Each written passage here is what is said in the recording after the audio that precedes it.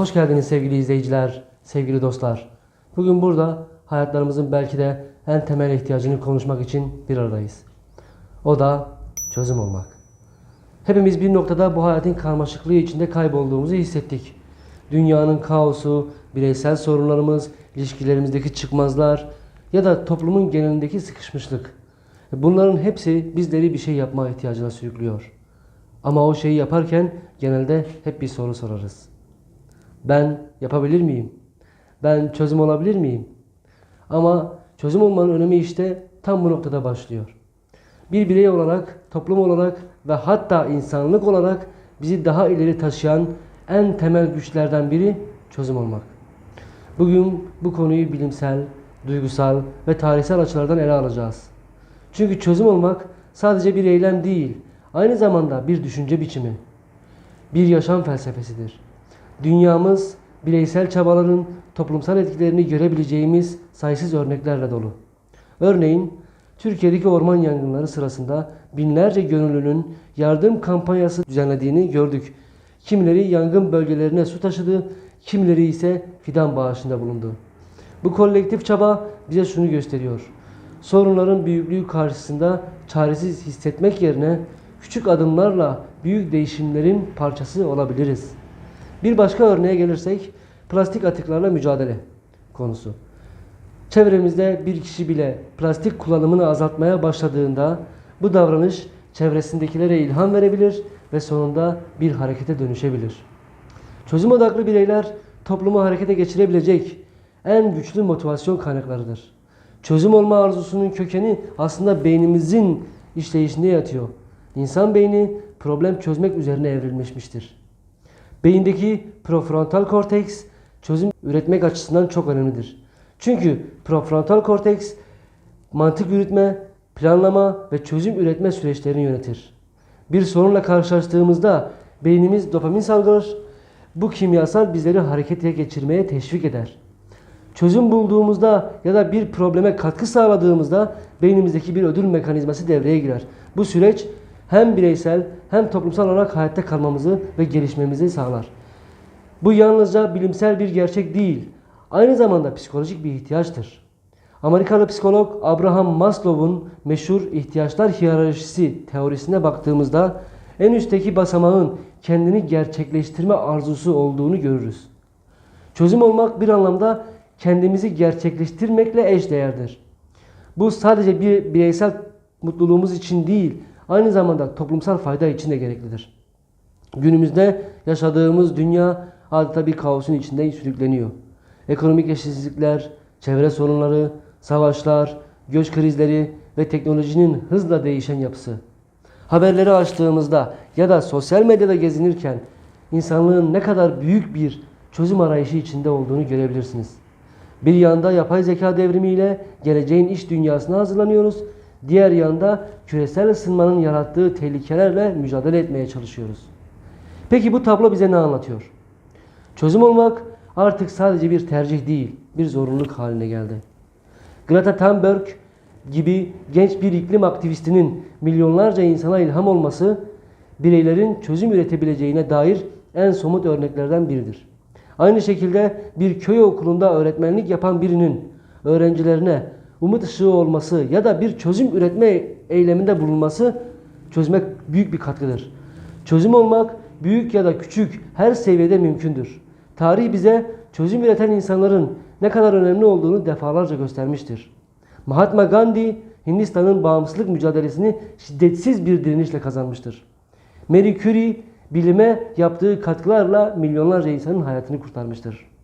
Nelson Mandela Güney Afrika'da apartheid rejimini sonlandırarak barışın simgesi olmuştur.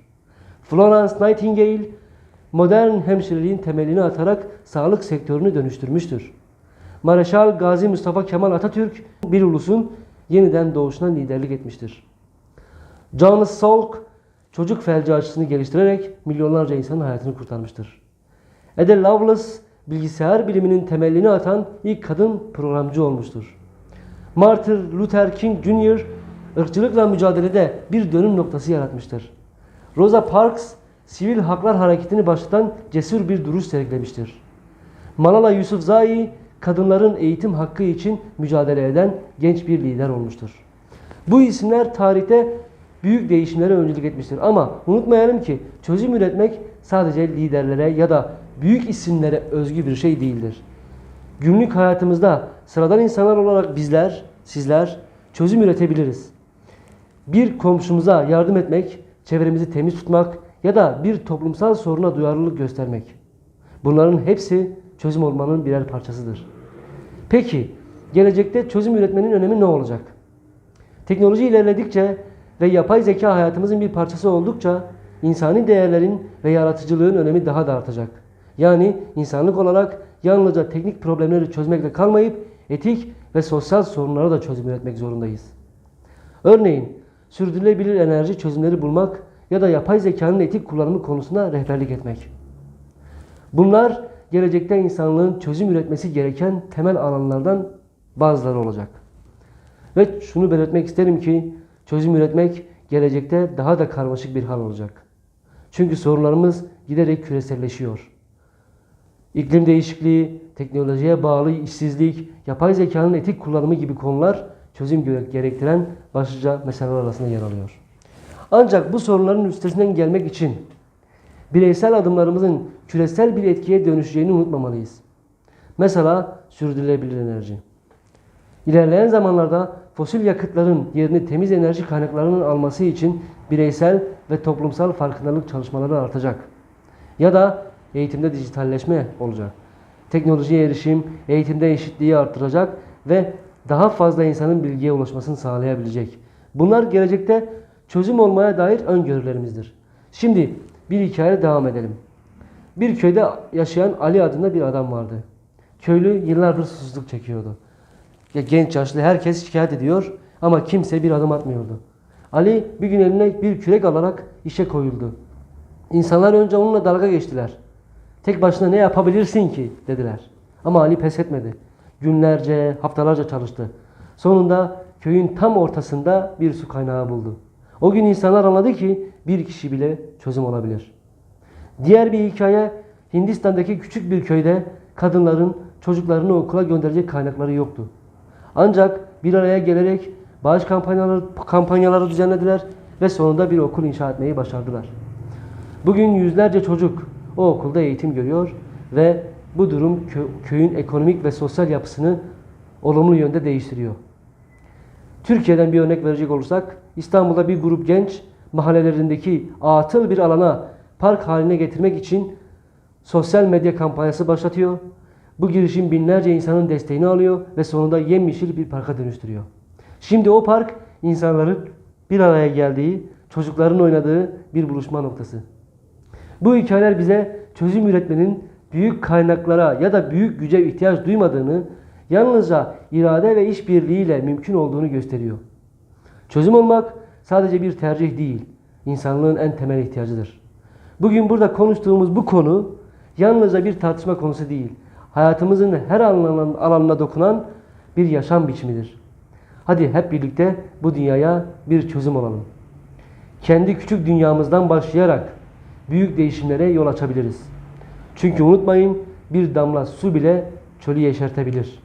Sevgili dostlar, bugün burada çözüm üretmenin bireysel ve toplumsal düzeyde ne kadar önemli olduğunu konuştuk.